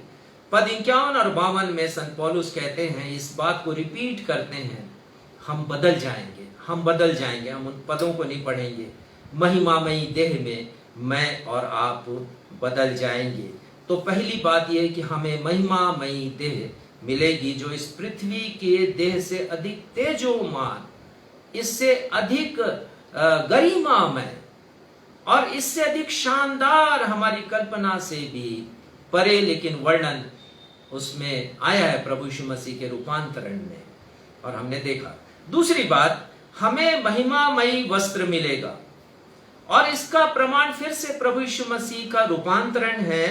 हमने देखा था कि 3 जो सुसमाचार लेखक हैं, मत्ती, मरकुस और लूका, ये साइनोनिम गॉस्पल कहते हैं, एक विचार वाले सुसमाचार इन्होंने लिखे हैं। मत्ती कहते हैं प्रभु यीशु मसीह का जब रूपांतरण हुआ तो लिखते हैं वस्त्र, उनका वस्त्र ज्योति के समान उजला हो गया। और संत मरकुस लिखते हैं प्रभु यीशु मसीह का वस्त्र जब रूपांतरण हुआ तो चमकने लगा, अति उज्जवल हो गया। और वो एक और विशेषण जोड़ते हैं और कहते हैं पृथ्वी पर कोई भी धोबी इतना उज्जवल नहीं कर सकता, इतना उज्जवल हो गया। अर्थात शब्द नहीं है व्याख्या के लिए, ये बताने के लिए कि वो कितना उजला हो गया। और संत लूका लिखते हैं यीशु का वस्त्र श्वेत होकर चमकने लगा। अब कल्पना कीजिए, यीशु ने तो प्रभु यीशु ने डिमॉन्स्ट्रेट किया है। मैं और आपको जब स्वर्ग पहुंचेंगे तो वो महिमामयी वस्त्र मुझे और आपको मिलेगा। और एक आश्चर्यजनक बात यह है कि हम सबको श्वेत वस्त्र मिलेंगे। लेकिन एक बात मैं और बताना चाहता हूं जिसे मैं छोड़ रहा था, यशायाह 61:10 बहुत अच्छा ये पद है जो मुझे और आपको आनंद से और प्रसन्नता से भर देता है। 61 का वर्स 10, आइज़ाया चैप्टर 61 वर्स 10। और देखिए वहां पर क्या लिखा है, मैं यहोवा के कारण अति आनंदित होऊंगा। पढ़िए आगे क्या लिखा है। मैं यहोवा के कारण अति आनंदित होऊंगा, मेरा प्राण परमेश्वर के कारण मगन रहेगा, क्योंकि उसने मुझे उद्धार के वस्त्र पहनाए और धर्म की चादर ऐसे ओढ़ा दी है जैसे दूल्हा फूलों की माला से अपने आप को सजाता और दुल्हन अपने गहनों से अपना श्रृंगार करती। शानदार व्याख्या है, कितना शानदार ये अभिव्यक्ति है, ये वर्णन है। यशायाह कहते हैं कि मैं आनंदित होऊंगा जब मैं स्वर्ग में जाऊंगा, परमेश्वर पिता के पास जाऊंगा।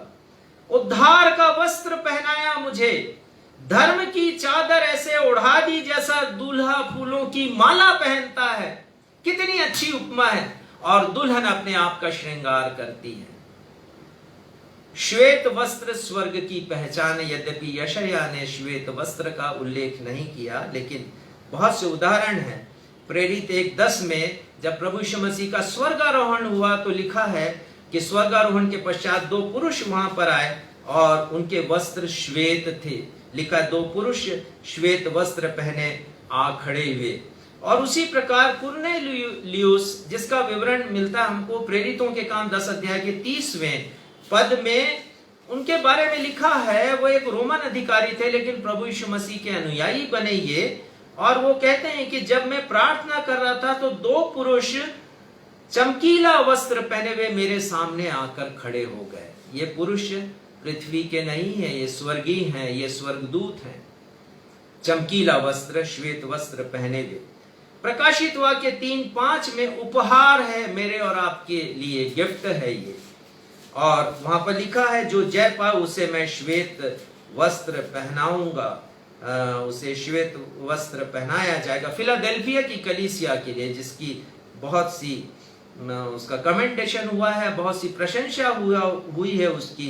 वो कहते हैं कि श्वेत वस्त्र पहनाया जाएगा विश्वासियों को।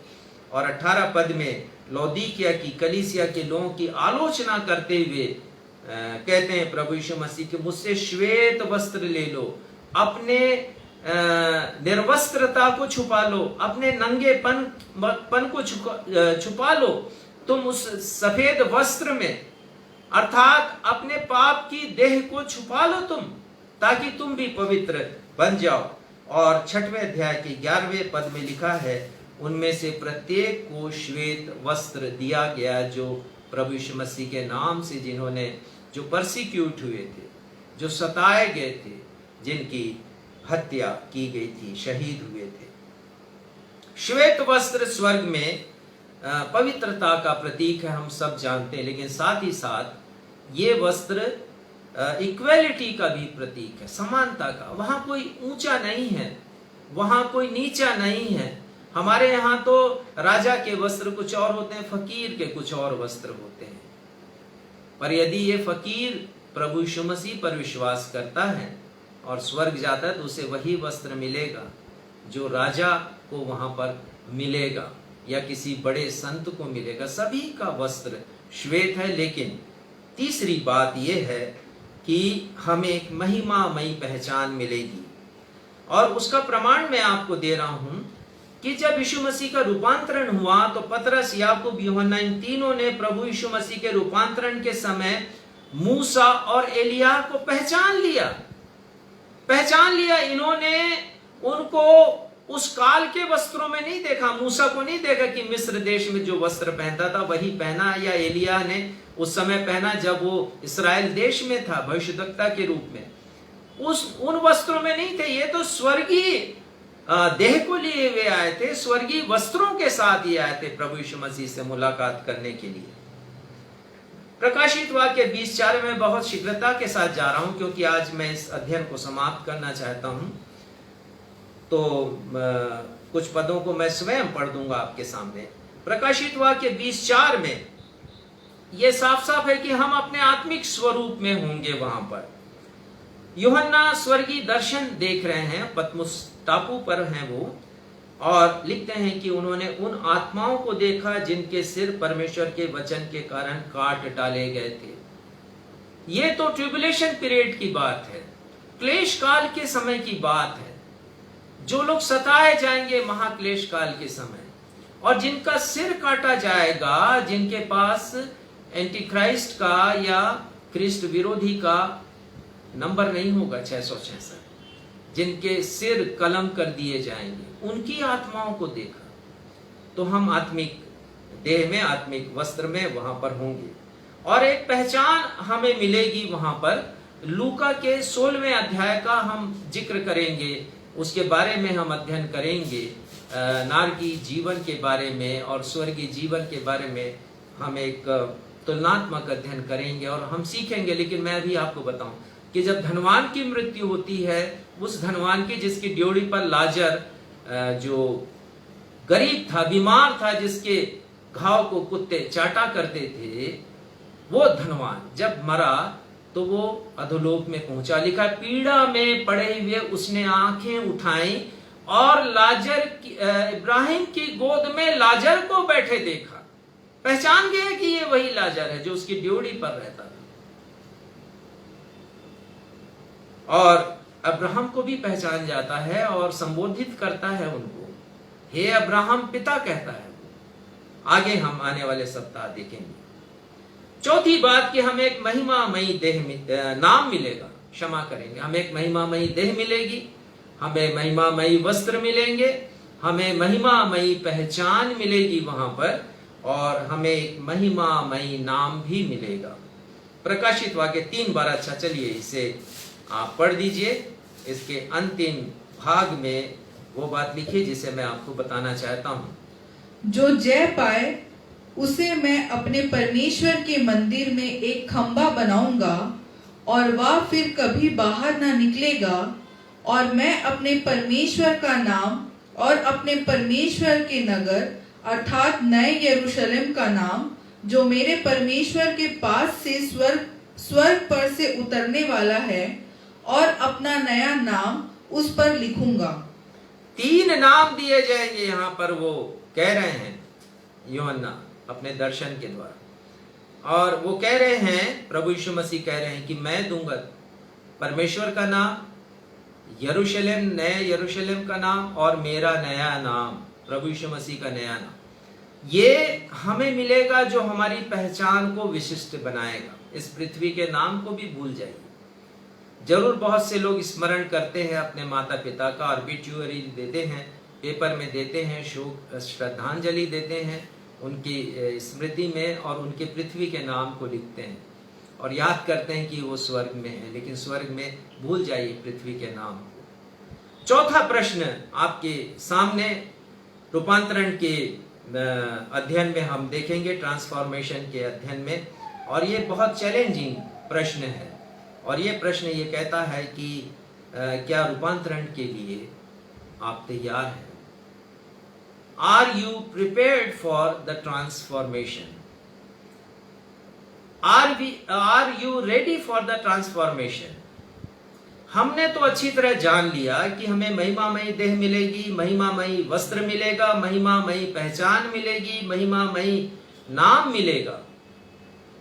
लेकिन जैसा आज का विषय कहता है, चिंतन का विषय, उसका दूसरा हिस्सा आज के विषय का, हमें अपने स्वयं के हृदय का रूपांतरण सर्वप्रथम करना है। और ये पहली बात है। मैं आपको 5 बातें इस संदर्भ में बताऊंगा।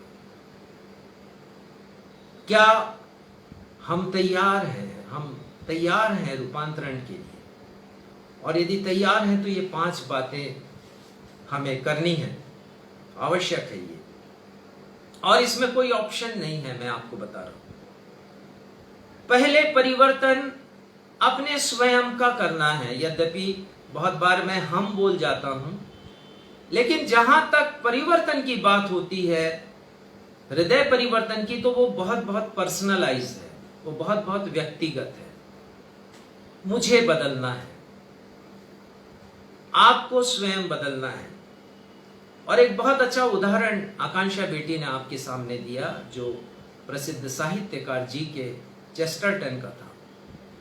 और उन्होंने लिखा था कि यदि इस संसार में कुछ गड़बड़ है, कुछ बिगड़ा हुआ है जिसे सुधारने की आवश्यकता है, तो वो मैं हूं, उन्होंने कहा था। और बाइबल के अनुसार भी मुझे सुधरना है। बुलाहट यदि है तो ये व्यक्तिगत बुलाहट है प्रभु यीशु मसीह।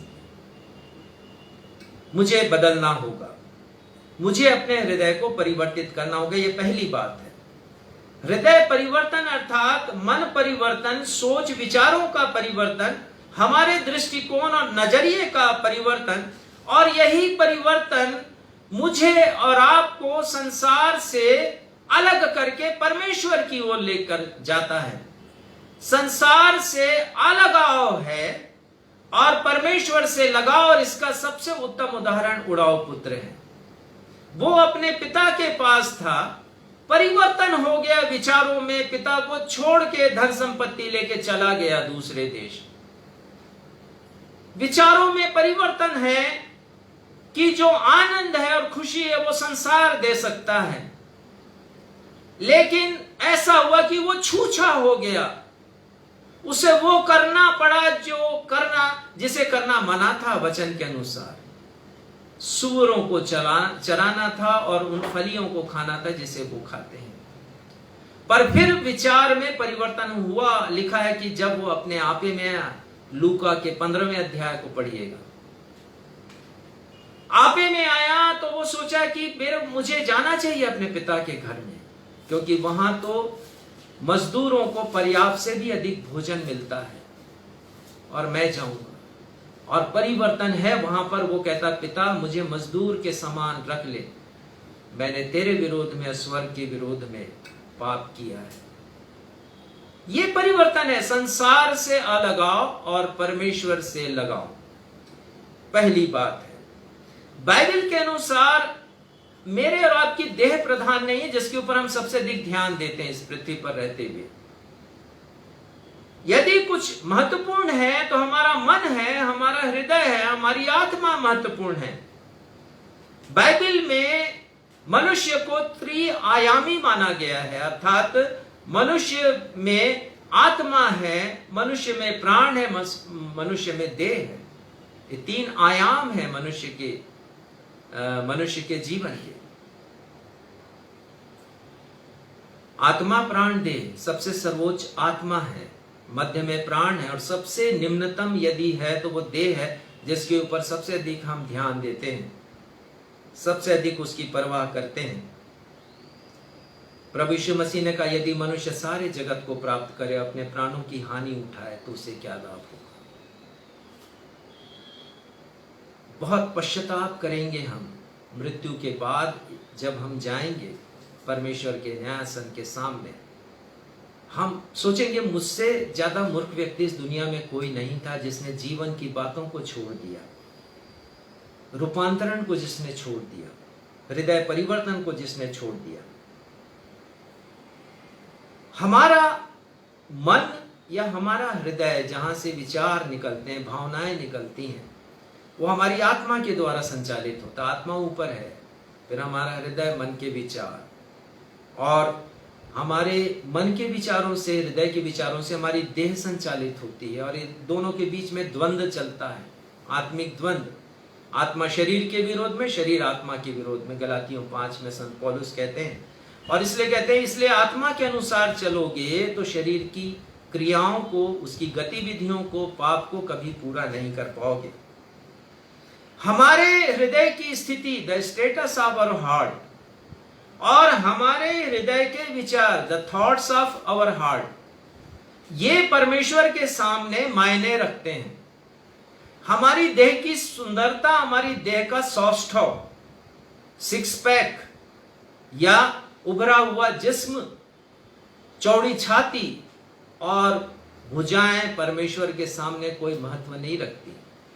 जरूर महत्व है इनका, ऐसा नहीं कि ये सब करना नहीं है, लेकिन सबसे अधिक वचन कहता, सबसे अधिक अपने मन की रक्षा कर, हृदय की रक्षा कर। और वही गीत तो हमने गाया, भेष बदला क्या हुआ, दिल का बदलना चाहिए। लेकिन मनुष्य संसार से अलग होना नहीं चाहता और भी ज्यादा जुड़े रहना चाहता है। और जब मनुष्य परमेश्वर के वचनों का लगातार तिरस्कार करता है, परमेश्वर को रिजेक्ट करता है, तो उसका हृदय कठोर होता है। और एक कठोर हृदय का बदलना बहुत कष्टप्रद होता है। इसलिए परमेश्वर की पुकार है कि अभी आ जाओ। अभी हमने गाया, प्रेम से आज यीशु बुलाता तुझे, अवसर अभी है, अभी आ जाओ। और हमने आह्वान भी किया कि यदि आप बदलना चाहते हैं तो अभी अवसर है। मेडिकल साइंस हमारे हृदय की कठोरता के विषय में बतलाता है। जो रिसर्च जब प्रारंभ हुआ हृदय के ऊपर और हृदय का इलाज शुरू हुआ, तब पाया गया एक हृदय रोग जिसे कहते हैं हाइपरट्रोफिक कार्डियोमायोपैथी। और इस बीमारी में मनुष्य के हृदय की जो मसल्स हैं, जो मांसपेशी है, वो कड़ी हो जाती हैं। और जब हमारा हृदय और उसकी मांसपेशी कड़ी होती है तो वो पंपिंग करना बंद करता है या शिथिल हो जाता है, वो धीरे धीरे करता है, जिससे तबीयत खराब होती है। और यदि मनुष्य लापरवाह रहे, इलाज ना कराए उन कठोर होती हुई मांसपेशियों का, तो वो इस हद तक पहुंचती हैं कि फिर डॉक्टर कहते हैं कि ट्रांसप्लांट की जरूरत है, हृदय के ट्रांसप्लांट की, और हृदय बदला जाता है, आर्टिफिशियल हार्ट लगाया जाता है।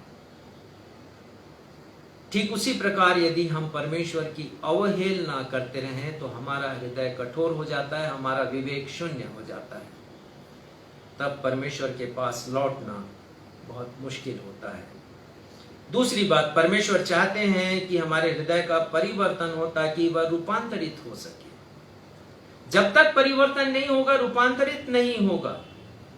पहले मैं को बदलने की जरूरत है। दूसरी बात यह है कि परिवर्तन आवश्यक है ताकि रूपांतरण हो सके।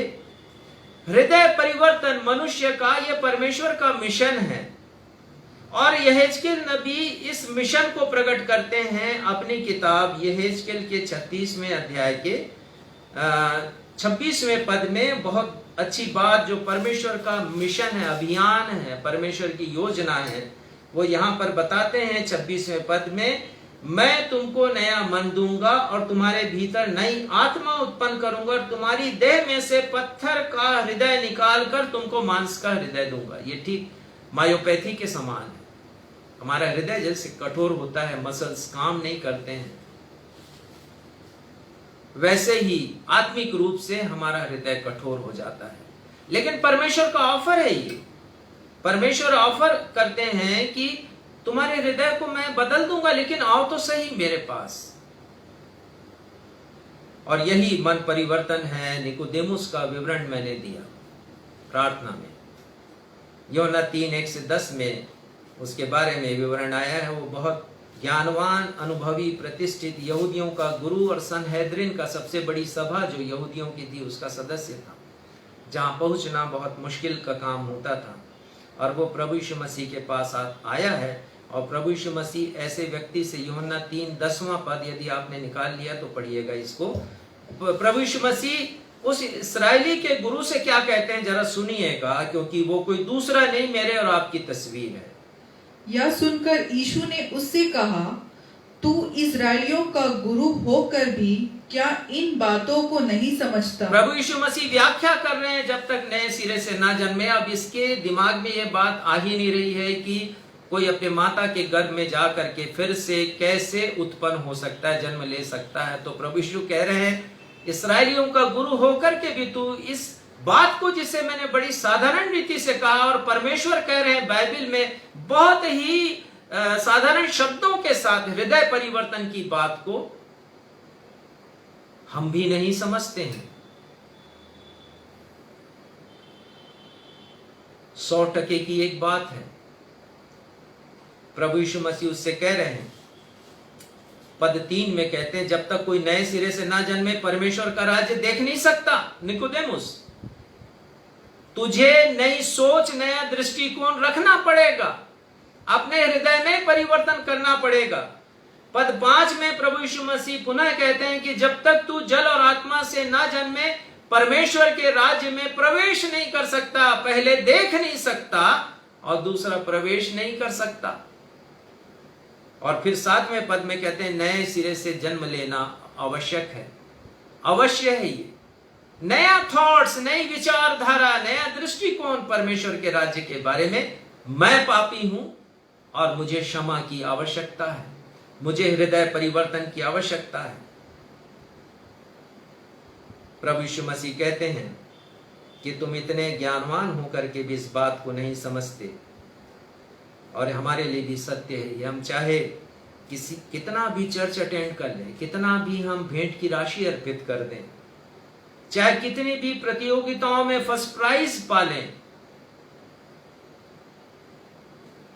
यदि दिल नहीं बदला है तो हम वंचित हो जाएंगे रूपांतरण से। और बाइबल कहती है रोमियो 12:2 में, संसार के सदृश नहीं बनो, लेकिन तुम्हारी बुद्धि के नए हो जाने से, बुद्धि के परिवर्तन से, विचारधारा के परिवर्तन से तुम्हारा स्वभाव भी बदलता चला जाए। अंग्रेजी में आया है, transformed by the renewing of your mind. मन के नए हो जाने से तुम्हारा चाल चलन, तुम्हारा स्वभाव भी परिवर्तित होता चला जाए, तुम नए मनुष्य बन जाओ। और आज के पाठ में हमने पढ़ लिया 2 कुरिन्थियों 3:18 से, प्रभु के द्वारा जो आत्मा है, हम उसी तेजस्वी रूप में, कितना अच्छा वर्णन है, उसी तेजस्वी रूप में। कौन सा तेजस्वी रूप? रूपांतरण के समय जो प्रभु यीशु मसीह का तेजस्वी रूप था, आलोकित हो गया था, उनका चेहरा बदल गया था, परिवर्तित हो गया था, वस्त्र बदल गए थे। उसी तेजस्वी रूप में अंश अंश करके बदलते जाते हैं। और हमारे दर्शक इस समय देख सकते हैं उन पदों को जिसे सक्षम अभी फेसबुक के वॉल पर डाल रहे हैं। 2 कुरिन्थियों 5वें अध्याय के 17वें पद में संत पौलुस लिखते हैं, सो यदि कोई मसीह यीशु में है तो वह एक नई सृष्टि है। पुरानी बातें बीत गई, बदल गई पुरानी बातें, तुम भी बदल जाओ, सब नया हो जाएगा, सब नई हो गई हैं, वो कहते हैं। और मैं अक्सर एक उदाहरण यहां पर देता हूं, कंबल कीड़ा या भूसा कीड़ा। यदि मैं कहूं कि आप अपने हाथ में ले लें, आप कभी भी नहीं ले पाएंगे उसको हाथ में, क्योंकि मन में एक सिहरन सी दौड़ती जब हम उसके रूप को देखते हैं तो, बल्कि कुरूपता है उसमें, रोए हैं उसके शरीर में, आ जाए हाथ में, शरीर से लग जाए तो खुजली भी होने लगती है। अपनी सुरक्षा के लिए उसने ऐसा रूप रखा है। पर यदि मैं आपको तितली दे दूं तो आप जरूर हाथ में रखना चाहेंगे। अब मैं आपको यह बताना चाहता हूं कि यह कंबल कीड़ा ही है जो आगे चल के तितली में परिवर्तित होता है। जब हम मसीह यीशु में आते हैं, संत पौलुस कहते हैं, नई सृष्टि बन जाते हैं। ये लाइफ साइकिल है तितली का, और बहुत कम लोग जानते हैं इसके बारे में कि तितली अंडे देती है मृत्यु के पूर्व पत्ती के ऊपर, और वो एग परिवर्तित होता है एक लार्वा में, जिसे हम भूसा कीड़ा या कंबल कीड़ा कहते हैं, जो पत्तियों पर आश्रित होता है, उसी को खाता है। और उसके बाद यही भूसा कीड़ा या कंबल कीड़ा एक आवरण से लपेट लेता अपने आप को, उसके भीतर के शरीर का जितना द्रव्य पदार्थ है वो निकलता है, एक आवरण बना लेता है, अपने आप को कैद कर लेता उस आवरण में, और एक दिन वहां से उसका एक नया जन्म होता है तितली के रूप में, रंग बिरंगी तितली के रूप में। हमारा भी जीवन क्या ऐसा जीवन नहीं है? घृणित जीवन, विकृत जीवन, गंदा जीवन, लेकिन प्रभु यीशु मसीह से नया बनाना चाहते हैं। तीसरी बात की तरफ हम आएंगे। परमेश्वर आधा अधूरा हृदय परिवर्तन बिल्कुल नहीं चाहते हैं। राजा अहाब का परिवर्तन आधा अधूरा हुआ और इसकी कड़ी भर्त्सना की गई है। हम पढ़ेंगे पहला राजा उसका 21वां अध्याय और 25वें पद में उसका जीवन चरित्र लिखा है। अहाब के तुल्य और कोई न था जिसने अपनी पत्नी इजबेल के उस कहने पर वह काम करने को जो यहोवा की दृष्टि में बुरा है अपने आप को बेच डाला था। अपनी पत्नी के कहने पर उस सर्वशक्तिमान परमेश्वर को जो आत्मा है उनकी आराधना नहीं की उसने, परंतु जो मना था उनके लिए मूर्ति पूजा उसने वो किया, और इस प्रकार परमेश्वर को रुष्ट किया। वो पैसिव बना रहा, एक तरफ परमेश्वर की तरफ और दूसरी तरफ अपनी पत्नी के साथ, और अपनी प्रजा को भी उसने नहीं रोका घृणित कार्य करने के लिए। और उसने एक और ऐसा काम किया जो राजा को बिल्कुल शोभा नहीं देता कि उसने हाथी दांत का एक महल बनाया, और जो महल बनाया उसके सामने नाबोत नाम एक गरीब व्यक्ति की झोपड़ी थी, उसका मैदान था वहां पर, और उसने नाबोत को बुलाया अपने दरबार में, कहा कि अपनी जमीन दे दे। उसने कहा नहीं दूंगा, ये मेरे पुरखाओं की जमीन है। इजबेल ने कहा तू चिंता क्यों करता है, मैं तुझे जमीन और उसकी झोपड़ी दिलवाऊंगी जिसको तू तहस नहस कर दे, ताकि तेरे जो महल की सुंदरता है हाथी दांत के महल की वो जग जाहिर हो सके। और उसने झूठे आरोप लगाए, नाबोत की हत्या उसने करवा दी ईश निंदा के आरोप में, झूठे गवाहों के द्वारा उसकी हत्या कराई गई, और उसके लहू को कुत्तों ने चाटा। लेकिन एलियाह नबी है वहां पर, उसने राजा से कहा कि जिस स्थान पर नाबोत का लहू चाटा गया है कुत्तों ने, उस स्थान पर तेरा भी लहू चाटा जाएगा। राजा का इतना बड़ा अपमान। आगे लिखा है यहां पर कि वो एलियाह की बातों को सुन करके परमेश्वर के पीछे चलने लगा। यह भी लिखा नम्र बन गया, लेकिन उसकी जो चालबाजी है वो खत्म नहीं हुई, और उसका अध्ययन हमने पढ़ा है आगे 22वें अध्याय में, जहां पर वो कहता है यहूदा के राजा से कि हम गिलाद के रामोत पर चढ़ाई करें, उसके राजा से युद्ध करें। वो राजा हमें बड़ा परेशान करता है, दोनों के बीच संधि होती है कि हम मिलकर युद्ध लड़ेंगे, और ये बहुत चालबाजी के साथ बड़े ट्रिकेरियस ढंग से ये कहता है यहूदा के राजा से, यहोशापात से, कि तुम अपने राजवस्त्र में जाना, लेकिन मैं अपना भेष बदल कर जाऊंगा। वो चाहता था कि यदि मरे तो ये मर जाए, मैं जीवित रहूं। लेकिन परमेश्वर का वचन झूठा नहीं। शत्रु देश के राजा ने कहा किसी को नहीं पकड़ना तो केवल इस्राएल देश के राजा, और जब तुम उसको पकड़ोगे तो उसे मार डालना। और ये आ गए राजकीय वस्त्र में, यहोशापात राजा है, यहूदा का राजा। परमेश्वर ने अद्भुत तरीके से उसे बचा लिया। और फिर एक तीर छोड़ा गया शत्रु के द्वारा, जो अचानक इस्राएल के राजा को लगा, और वो अपने रथ पर सवार था, और वहां उसकी मृत्यु हो गई। उसका लहू बहा, जिस स्थान पर उसका लहू धोया गया उस रथ के पायदान से, वहां कुत्तों ने उसके लहू को चाटा। हमने पढ़ लिया वेश्याएं वहां पर, निम्न श्रेणी की महिलाएं वहां पर नहाया करती थी, स्नान करती थी। ये राजा का सम्मान था, ये राजा का अपमान। परमेश्वर का वचन कहता है कि हम आधा अधूरा परिवर्तन ना करें, इधर भी रहें परमेश्वर की तरफ और उधर संसार की तरफ भी हम रहें। परमेश्वर का वचन कहता है कि हमें चुनाव करना पड़ेगा, और नए नियम का प्रमुख विषय है मन फिराव, हृदय का परिवर्तन। आज हमने सुसमाचार में से पढ़ लिया, 2 स्थल हमने पढ़े। जो स्थल पहले पढ़ा गया यूहन्ना के प्रचार का पहला शब्द है मन फिराओ। मैं समाप्त करूंगा इसे, समय हो गया। प्रभु यीशु मसीह के स्वर्गीय राज्य के प्रचार का पहला शब्द मन फिराओ है, और प्रेरितों के प्रचार का पहला शब्द भी मन फिराओ है। इस विषय को कभी हम विस्तार से देखेंगे। मैंने इसकी तैयारी कर ली थी, लेकिन समय नहीं है, मैं समाप्त करना चाहूंगा। एक बहुत महत्वपूर्ण विषय है मन फिराओ, हृदय में परिवर्तन। ये मन फिराओ का अर्थ होता है बहाली करना अपने जीवन को, पुनरागमन करना, पाप की दुनिया से लौट करके आना है, अपने आप का पुनर्निर्माण करना है, अपने आप को बदल देना है।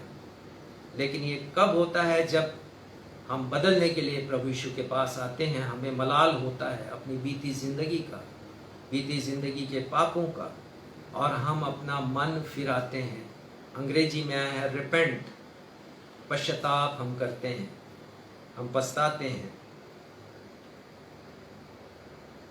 आज अवसर है कि हम अपने हृदय का परिवर्तन करें, अपने मन को फिराएं, प्रभु यीशु मसीह के पास आएं, ताकि मेरा और आपका रूपांतरण हो सके। उस अविस्मरणीय पल के हम साक्षी हो सके मृत्यु के बाद कि हमारा रूपांतरण हुआ। ये लक्ष्य बना करके चले, जैसा हमने कहा, हमारे जीवन की अभिलाषा बन जाए कि हम परमेश्वर के घर में रहें, हम परमेश्वर की महिमा को देखें, महिमामयी देह के साथ। परमेश्वर पिता इस वचन के प्रचार से आप सभी को आशीषित करे और आपके आत्मिक जीवन में आगे बढ़ाए, और संकल्प देने का अनुग्रह दे करे कि हम अपने मन को फिराएं, अपने हृदय का परिवर्तन करें, ताकि प्रभु यीशु मसीह के सदृश हमारा भी रूपांतरण हो सके।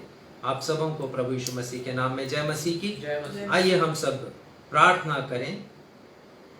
ये हमारे पिता, हम धन्यवाद देते हैं हमारे स्वामी, आपने सहायता की वचन को समझने में। होने दीजिए पिता, हमारे जितने भी श्रोता हैं, दर्शक हैं, और कलीसिया में जितने लोग हैं, हम इस बात पर फोकस करें, इस बात पर अधिक ध्यान केंद्रित करें प्रभु, कि हमारा हृदय परिवर्तित हुआ है या नहीं है। ये पहली जरूरत है रूपांतरण की।